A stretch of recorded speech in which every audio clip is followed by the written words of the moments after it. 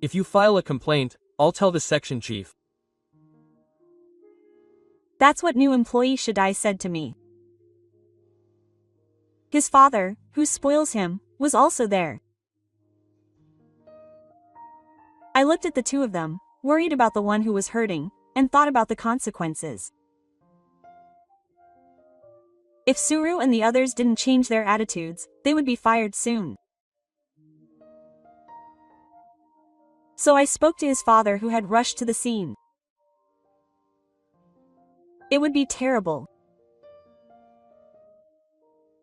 However, he didn't listen to me seriously and left.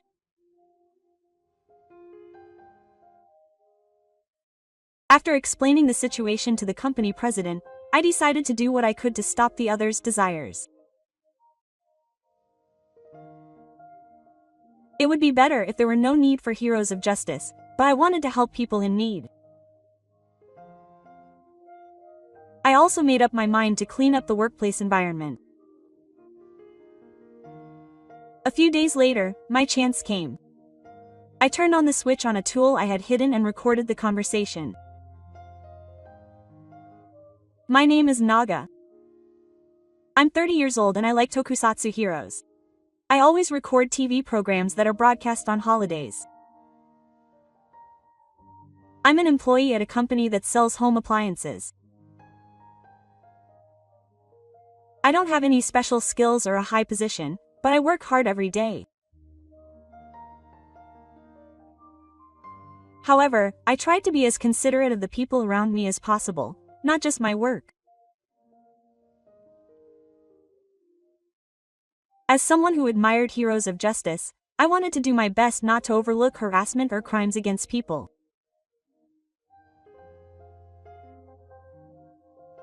Once you become an adult, things are different from when you were a child. Speaking out when something is right takes a lot of courage.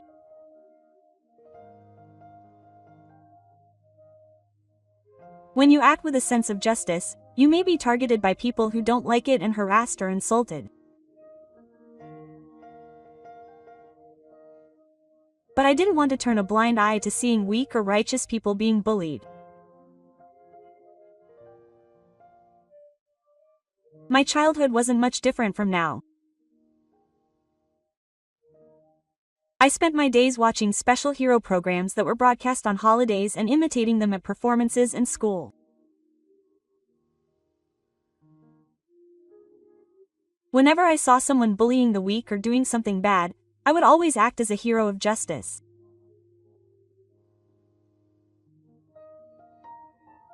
When I was a kindergartner or elementary school student, I often had to act as a hero, but when I became a junior high or high school student, I began to be able to distinguish between right and wrong, so my roles became less frequent.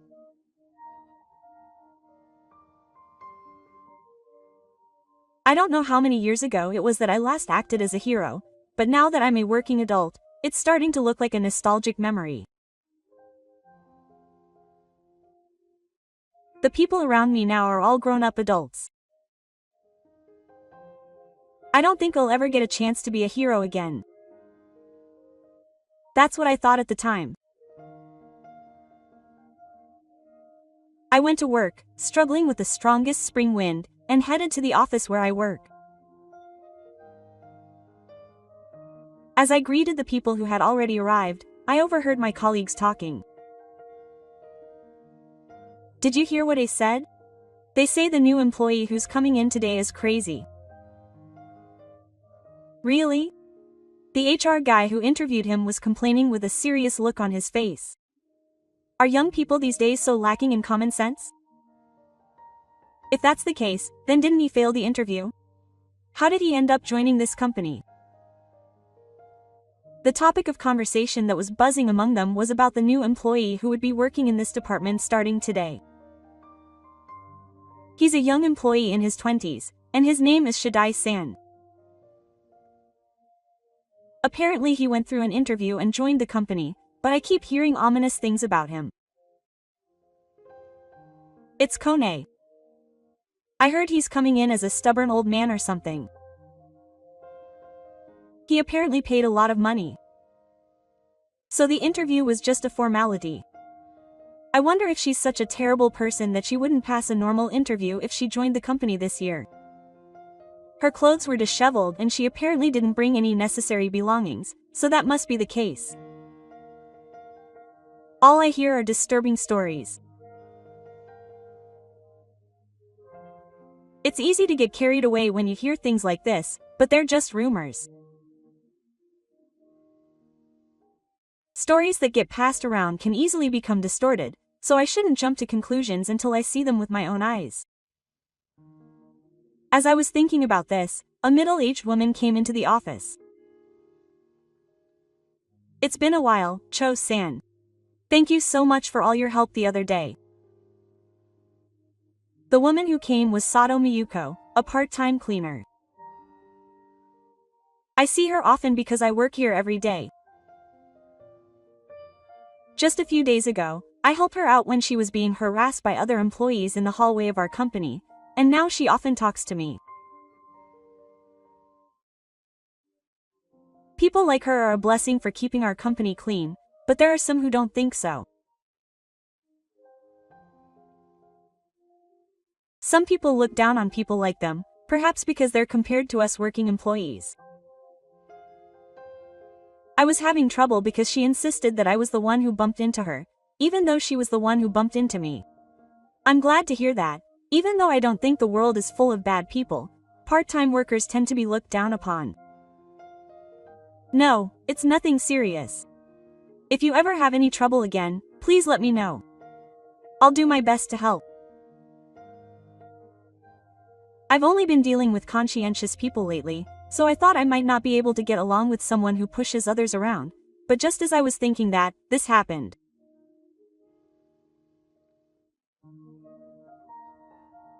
After seeing Sato-san off as he gathered up the office trash and left, I got myself pumped up to get the job done. It was just 5 minutes before training time, so I sat down at my desk and started getting ready for work. Before training time started, I found out that a new employee was going to be late. I thought the train had been delayed, but it seems he had just overslept. A few minutes after training time started, a young man with bedhead came into the room we were in. After greeting the department manager and section manager, he greeted us as well, but the way he spoke was unlike that of a working adult. Hello, I'm Shidai Mizu. Nice to meet you. I'm just doing my best to not get in the way, so please don't call me or call me back. He was speaking politely, but the content of the conversation was so bad that it was all for nothing.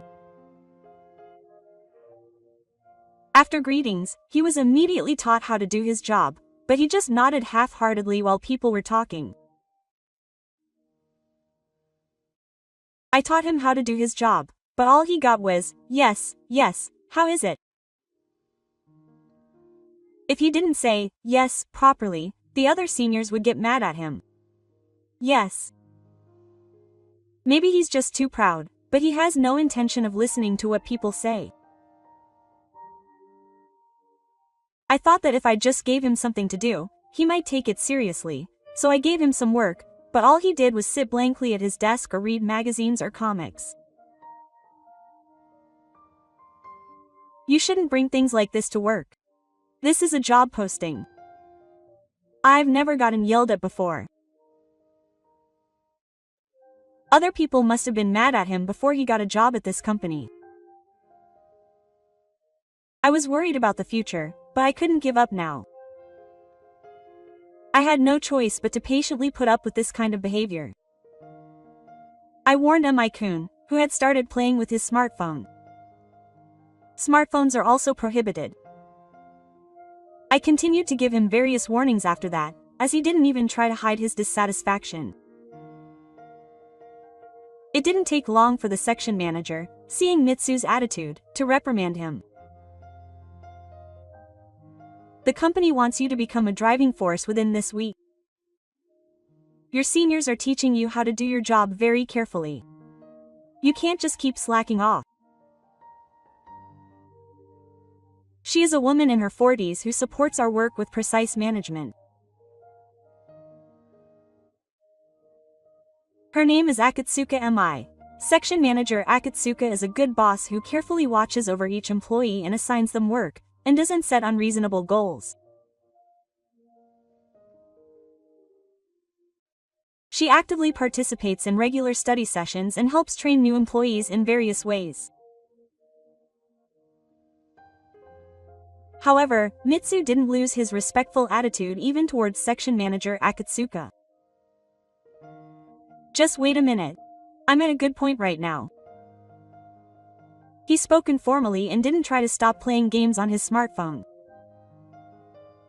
Seeing this, Section Manager Akatsuka sighed loudly, as if Mitsu, who was standing right in front of him, could hear him. Ah, Miru, I don't care about the circumstances of your joining the company. As long as you are a useful person to this company, that's all that matters. As long as you do your job properly, that's all that matters. The section chief said he would treat Miku equally and looked around. Some of the employees who had been talking about him looked away. To me, it felt like cheating to join the company as a co, and I didn't welcome him, but what my colleagues are talking about now is just a rumor. It's possible that the story got mixed up with the idea that he was just a co, and that he joined the company. He just lacked motivation and Miku was very capable, so that's not impossible. So I generally agreed with what the section chief was saying. However, you didn't seem to care about that and you replied without looking at the section chief or anyone else. Don't worry about it. I don't like working with other people to do things. Quote. Hearing those words, your colleagues' expressions twisted and they whispered to each other. Then why did you become a company employee? We work hard every day, so why is that kid here who does nothing? I could tell that most of the people in this office had negative feelings towards you. I thought things couldn't go on like this, so I went to talk to Miku. Miru-kun, think carefully about your future. You may not realize it because you're still young, but you can't keep up that attitude. I tried to put my hand on his shoulder and talk to him, hoping that he would somehow change his mind, but he brushed me off with an annoyed look on his face. Later, Section Chief Akatsu, who had read the mood in the office, told Mitsuru-kun to clean the Aki room. The room was 3 doors down from here, and it was filled with work tools that he didn't normally use. I was so worried when Mitsuru-kun said he could finally be alone and headed to the Aki room with his smartphone in hand, so I told the section chief that I was taking a day off from work and followed him.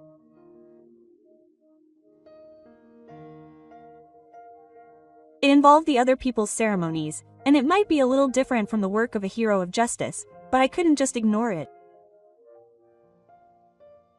I followed Mitsuru-kun to the Aki room and found it was Yasuno Shiro. Mitsuru-kun, who had been slacking off and doing nothing, was fiddling with his smartphone in the corner of the room. Mitsuru-kun, you have to clean like you were told. What's wrong with you? What a noisy old man. He keeps bothering me, he's so persistent. Mitsuru tries to leave the room with an annoyed look on his face, but I won't let him. If he doesn't do his job properly, he might get fired. Are you sure about that? I spoke to him as if I were a small child. I think your family will be sad if that happens. I thought he would just ignore me this time too, but maybe those words were enough to get him to listen. Okay. Mitsuru gave me a slap, but he reluctantly agreed. His personality and attitude are crazy, but he seems to care about his family to some extent. Feeling relieved, I looked around the room. There was quite a bit of dust in the room. We clean it once every few months, but last time, no one had done it because they were busy with work. I figured I might as well finish cleaning it. With that in mind, I showed him how to use the cleaning tools. Mitsuru listened to my explanation, giving vague answers like, yes, yes, but he seemed to be listening more seriously than before. When I handed him a rag, he wet it with a nearby water faucet and started cleaning. I watched him for a while, feeling uneasy. Then, after about 10 minutes of cleaning about half of the place, a young female employee came over. It seemed she had come to get some necessary tools. Excuse me, I want to use the projector here for the meeting, so can I take it? Oh, that's fine. I'm just cleaning, so please take it. The female employee thanked me and walked forward carrying the projector, but it was quite heavy, so she stumbled. I reached out to support her as she stumbled, but it was too late. She bumped into Mitsuru-kun. Where were you looking while walking? I'm sorry. It wasn't on purpose. Suru-kun crouched down on the spot, screaming, it hurts, after bumping into the woman. I got bumped in the shoulder and then stepped on, and it hurts so much I can't walk. What are you going to do about it? Pay for the medical expenses, 100,000 yen. I can pay that much right away. I can't afford that much. You don't just try to apologize and get away with it after injuring someone, do you? Mitsuru-kun stood up and confronted the woman, but he didn't look like he needed medical treatment at all. Thinking that was going too far, I stepped in between the two of them like I was a woman. Mitsuru, you're exaggerating. It's true that she was the one who bumped into him, but it's not right to demand money from someone for a minor injury. You're not a doctor, so don't assume that it's a serious matter. Besides, you're being noisy. Are you some kind of hero of justice or something? Mitsuru kicked something nearby and glared at my face. He swung his fist, as if he was about to punch me, and took a fighting pose that martial artists often do. My grandfather was a martial artist, so I had seen that pose before. So it didn't really shock me, but I was a little surprised that someone in the company would do something like that. Judging from the way he acted without hesitation, he must have had experience raising his hand against a few people. But doesn't he realize that he could get fired if he caused trouble at work? Before I could say anything to try to convince him, a new person came over. Who do you think you are, making my son do chores? The person who showed up had a face that looked a lot like Mitsuru's. The man, who looked to be in his 50s, was probably Mitsu's father. Then Mitsu, who had been posing, threw down the rag he was holding and ran over. Dad, listen to me. These guys don't seem to like me, and they keep harassing me. It seems like they really are fathers. Quote. What? It's not like they think it's okay to do that. I have no choice but to make Mitsu clean because Mitsu doesn't do his job. There's no way Miru would do something like that. A regular employee shouldn't say such rude things. Quote. I explained to the angry man that it was a misunderstanding, but as I stared at him, I realized that I had seen his face recently. He was the person who had been causing trouble for Sato-san a few days ago. I remembered that I had been told his name by a colleague after talking about it at that time. His name, Mitsu's father, is Seo Sao. He works in a different department and holds the position of section manager, but I heard that he is overbearing and looks down on people in a weaker position than him. There are many people with the same last name, so I couldn't remember him when I heard Mitsu's name. As I recall my past memories, Miru points his finger at me and makes a proud face. My father is the section manager. He has a higher position than you. He must know what will happen if he disobeys me. That's right. He thought carefully about his position and acted accordingly. Section manager Shadai glares at me with his arms crossed. It's dangerous to believe only one side of the story. If you really care about your son's future, won't you listen to what I have to say? Section manager Shadai seems to be a strong-willed type like Miru, but I keep saying that it's a misunderstanding for the time being. However, section manager Shadai still won't listen. Shut up. Making excuses is unsightly. Get down on your knees and apologize to my son right away. He seems to have decided that I'm the perpetrator and my son is the victim. I can't do it. I don't remember harassing Miru. I didn't do anything to tease him. Please believe me. I tried my best to get my feelings across to him, but it seems to have been in vain. He raised his hand towards me without listening to anything I said. I was hit with such a powerful blow that I fell to the ground. HMPH. That's what happens when you're being stubborn for no reason. I thought he was a nasty guy when I saw him picking on Sato-san, but I never imagined he'd do something so foolish.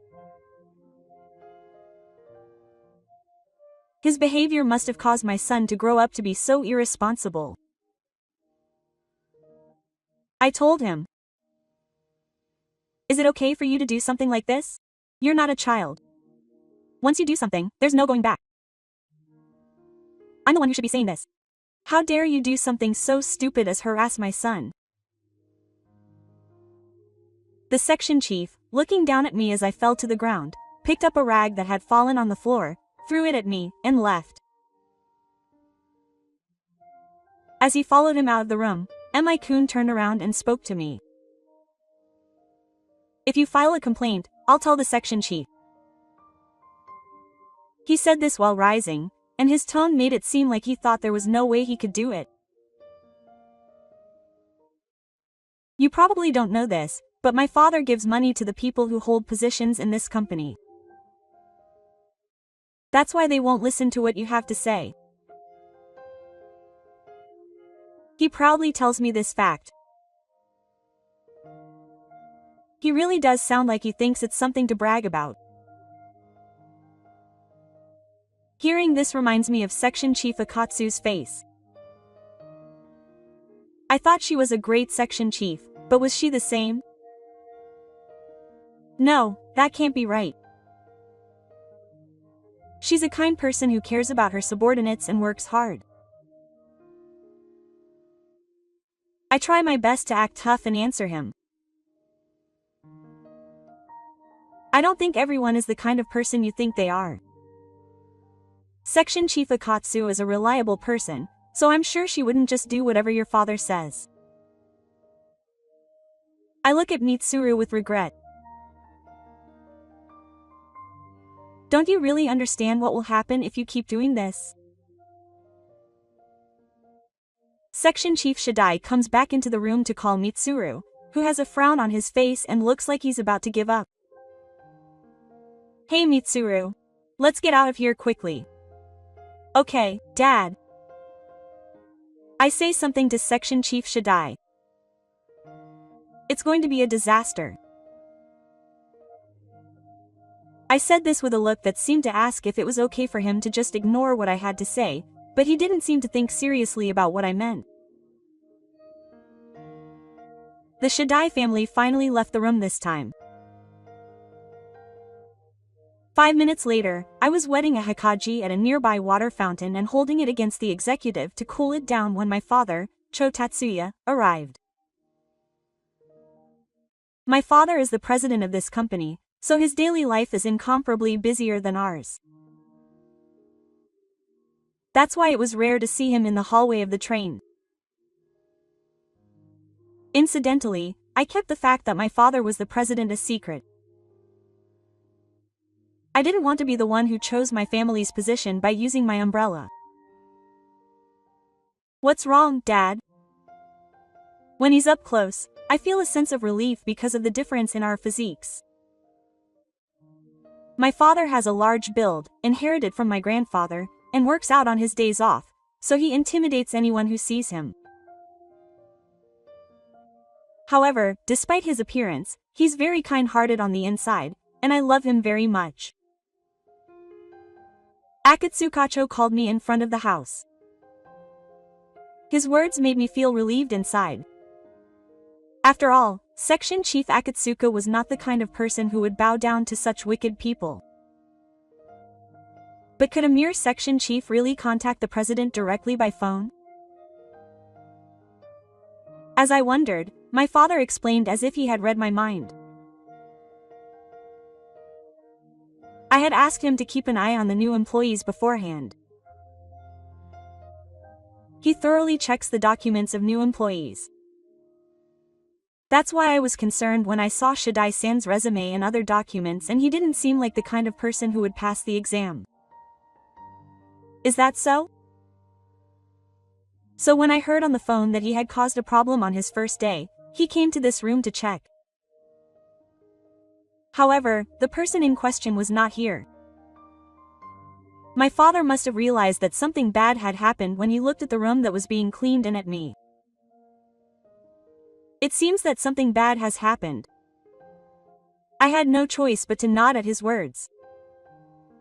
That's right. Should I explain? Or do you think I should go look for Mitsuru and the others? Your section chief will probably take care of that. I'll look for an empty conference room, so please explain. Okay, I understand. For the time being, I decided to clean up the cleaning supplies left in Aki's room and then head to the conference room with my father. Then my father lightly nodded my head. In the car, I'm the president and you're my subordinate.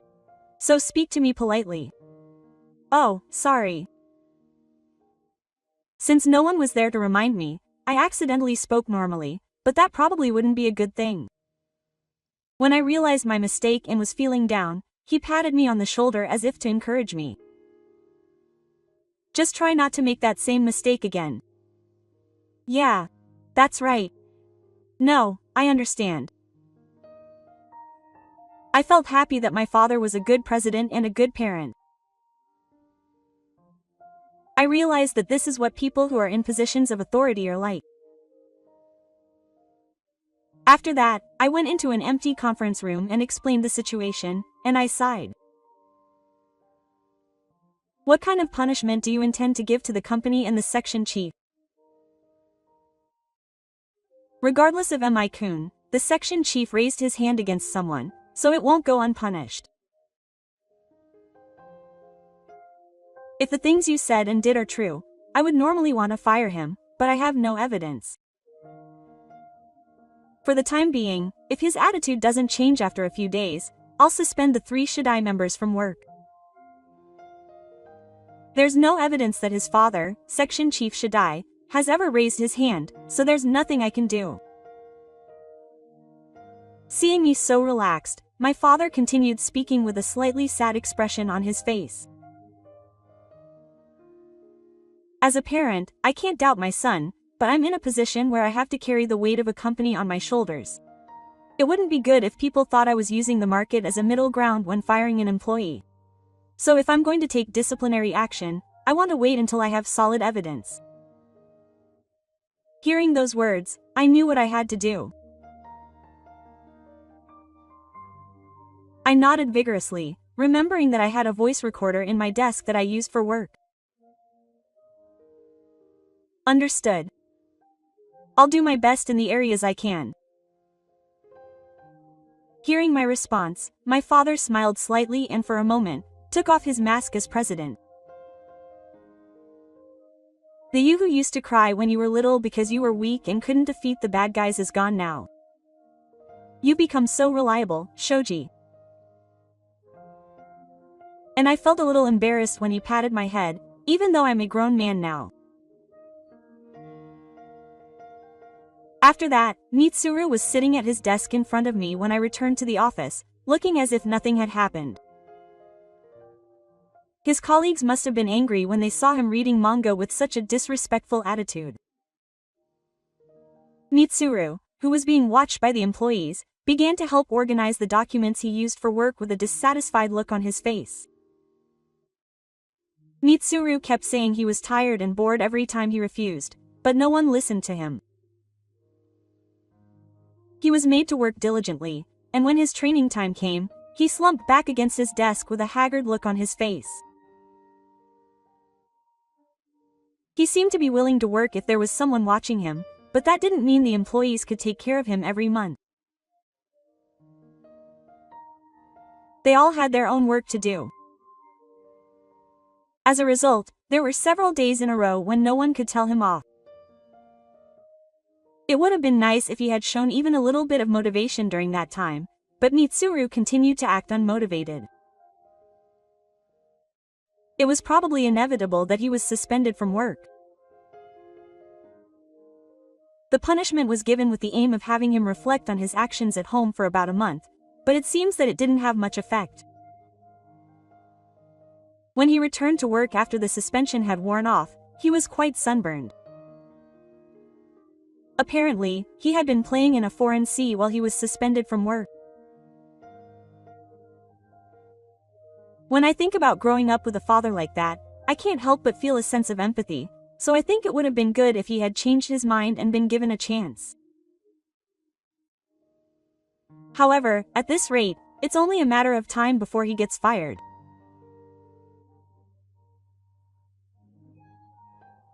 A few days after Mitsuru started coming to work again, I was teaching him various things about his job, almost reaching the point of giving up, when he suddenly muttered, "The section chief is a creature who does nothing."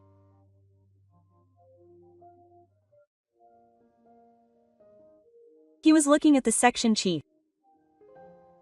The section chief is rarely assigned regular work. This is because he has the important role of acting as a liaison between the department manager and section chief, and managing the work of his subordinates.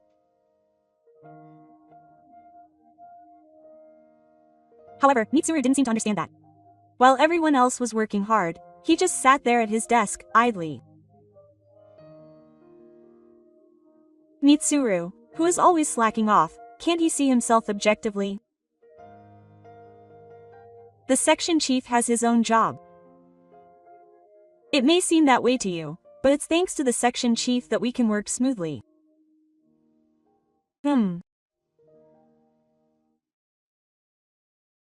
Seeing Miku-kun start spinning his pen with no interest, I thought to myself, but he didn't seem to care about me.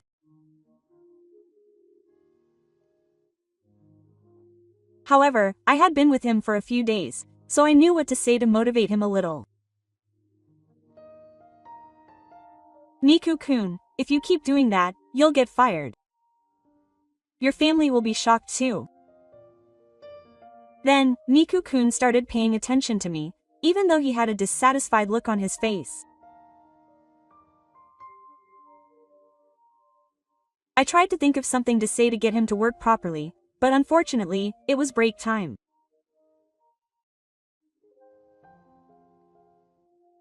As I was racking my brains, someone opened the window to let in some fresh air, and a breeze blew in. A white butterfly flew in on the breeze. It was Kadoshiro Cho. The butterfly continued to fly, fluttering its wings, and landed right in front of us. I felt sorry for it, so I had to somehow get it out. I tried to catch it, but Miku-kun tried to swat it away with both hands, which made me panic. Miku-kun, what are you doing? Isn't that pitiful? What are you talking about, old man? This thing is just a bug. It's useless, and there are plenty of others anyway, so it wouldn't be a problem to kill one. That's not the issue. There's no such thing as a useless life, and even the smallest life is precious. I turned my attention to the other employees and asked those nearby to protect the butterfly. I was relieved to see one of the male employees skillfully catch the butterfly in a bag he was carrying and take it to the window. However, when I looked back, Makun was looking at me as if he was staring at something he couldn't understand. What's the matter? It's not a rare animal, and it's not a vicious wild animal, so it's okay for me to kill it. That's not the issue. What would you think if it were your butterfly? You wouldn't like being attacked unreasonably just because it wandered in. I'm not an ordinary creature like that. I'm special. My father is rich, and I know only famous people. The moment I heard those words, I understood why Makun had grown up like this. He must have grown up being pampered and scolded, believing he was different from other children and always looking down on others. That's why he doesn't listen no matter how much we warn him, and he doesn't see the point in working with people who look down on him. Once I figured out the answer, I began to see him as a hopelessly pitiful person. Just then, Section Chief Shaddai came to the office. Apparently, he had planned to go out for lunch and had come to invite my son. Miru, you're late, so I came to pick you up. Let's go to a ramen shop in my car today. Are you being harassed by someone again? Section Chief Shaddai walked up to Miru with a look of pride on his face, but when he saw me, he became furious. It's you again. Is blind love really making people this stupid?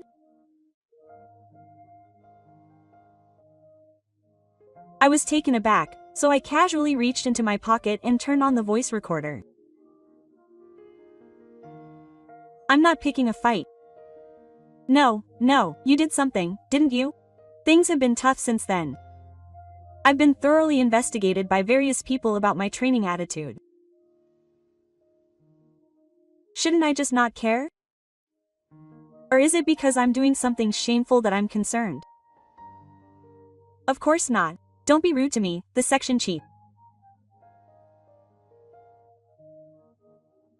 Talking to him makes me feel bad, but I have to keep talking to him until I can find some words that will prove it. I open my mouth, enduring the rising discomfort. Your voice is trembling. Are you afraid of something? They say that the people who think they can get their way are the ones who actually don't have much to say. This isn't fear, it's trembling with anger.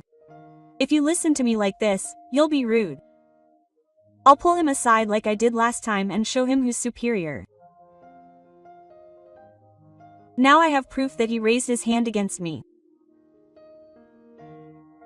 What's more, even though it's break time, there are still employees in this office. With the evidence of other people's eyes, there's no need to provoke him any further.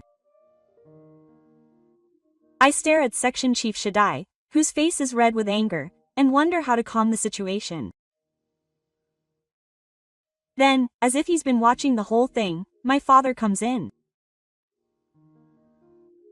The timing was too good to be true. What's all this commotion about? Why are you here, boss? Section Chief Shaddai, who had been chatting cheerfully until now, trembled as soon as my father arrived.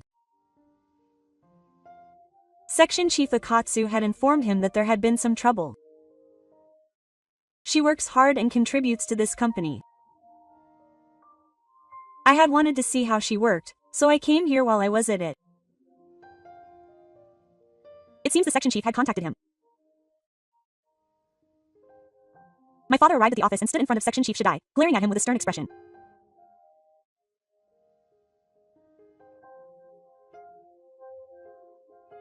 There is clear evidence of your statement that you raised your hand against an employee. You can't do that. Section Chief Shaddai, who was glared at, started to make excuses while writing down a large number of dates. President, this is not right. You seem to have misunderstood something. Shut up. Are you trying to make excuses when you have evidence?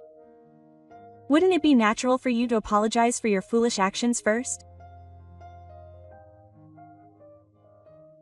Then the president knelt down on the spot and bowed his head to my father and me, saying, "I'm sorry. Please stop. That's right. I'll change my attitude and work hard, so please.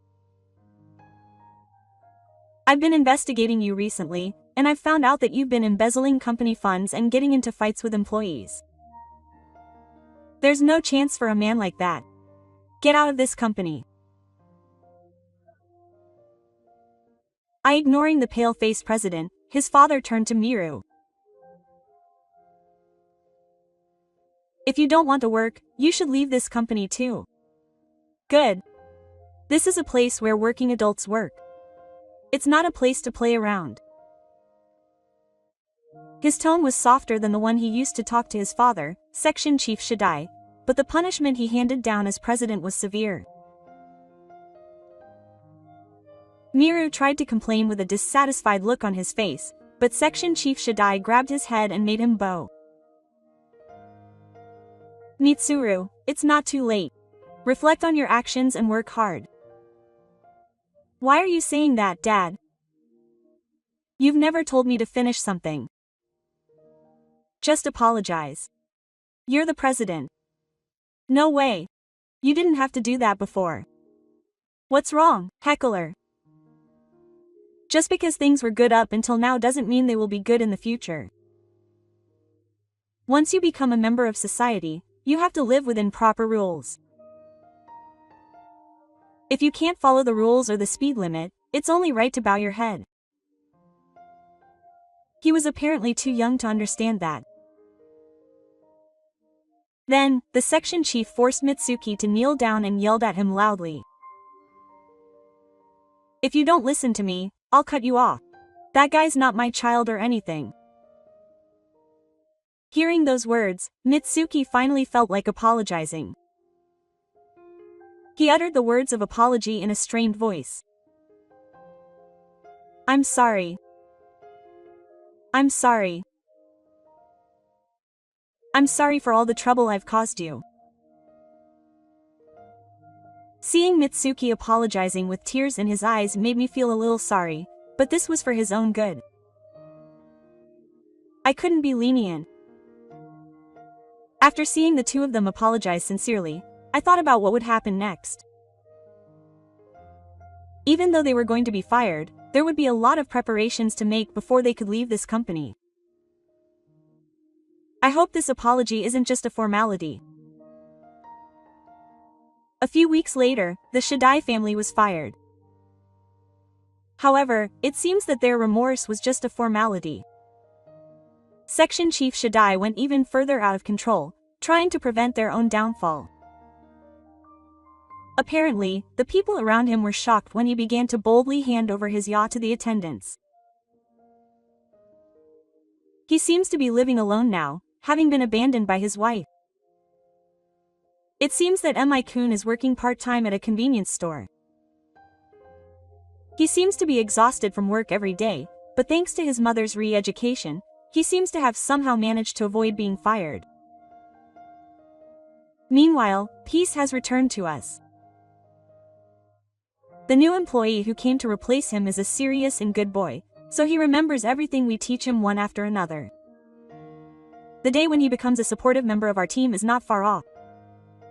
Apparently, our section manager was promoted in recognition of his calm response this time. And I have been chosen to become section manager. It will be tough getting used to the new job, but I plan to do my best and not slack off. "Oh, good morning. Chief, it's a nice day today too." "Good morning." "That's right, the sky is clear and cloudless, and it feels good. The existence of heroes is cool, but the fact that they have a role means that someone somewhere is sad." So I continued working today, praying that the hero of justice wouldn't have a chance to show up for a while. Yeah,